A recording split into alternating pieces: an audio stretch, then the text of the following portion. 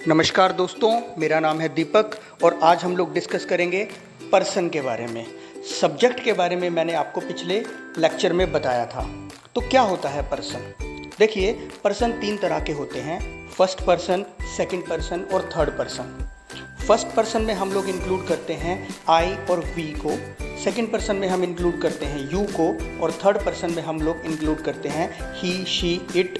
किसी का नाम आ जाता है यहाँ पर, किसी बिल्डिंग का नाम, किसी शहर का नाम, किसी चीज़ के बारे में हम बात करते हैं, तो वो थर्ड पर्सन की बात होती है। अब ये सब्जेक्टिव केस है पर्सन का, यानी कि लास्ट क्लास में जैसे मैंने आपको बताया था कि सब्जेक्ट कौन होता है जिसके बारे में हम बात करते हैं। तो सब्जेक्ट में हम लोग he, she, it, I, we, you इन सबको रख सकते हैं। ठीक है, तो अब ये होते क्या हैं, एक बार इसको ध्यान से समझ लीजिए। इसके लिए मैं आपको एक एग्जांपल लेता हूँ।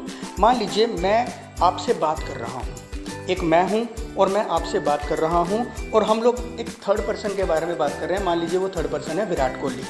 ठीक है, तो मैं आपसे बात कर रहा हूँ, तो जो बोलने वाला है ना, बोलने वाला मैं आपको बता रहा हूँ, तो मैं बोलने वाला हुआ।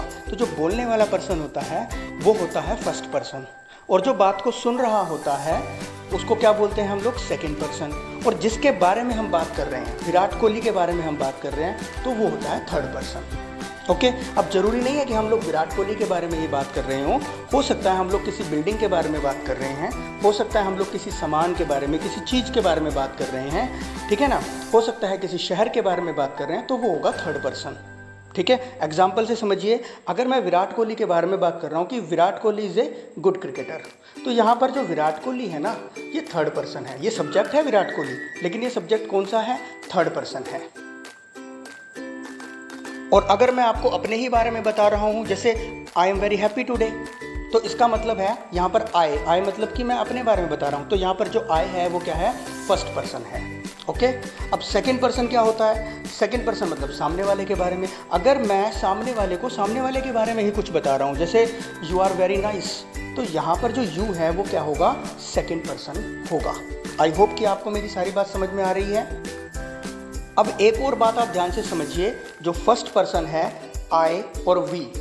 अब बोलने वाला एक पर्सन भी हो सकता है और एक से ज़्यादा भी हो सकते हैं, हो सकता है दो चार लोग मिलके आपस में बात कर रहे हो, ठीक है ना। तो ऐसे में फर्स्ट पर्सन होता है वो सिंगुलर भी हो सकता है और प्लूरल भी हो सकता है। प्लूरल में कौन होगा, वी।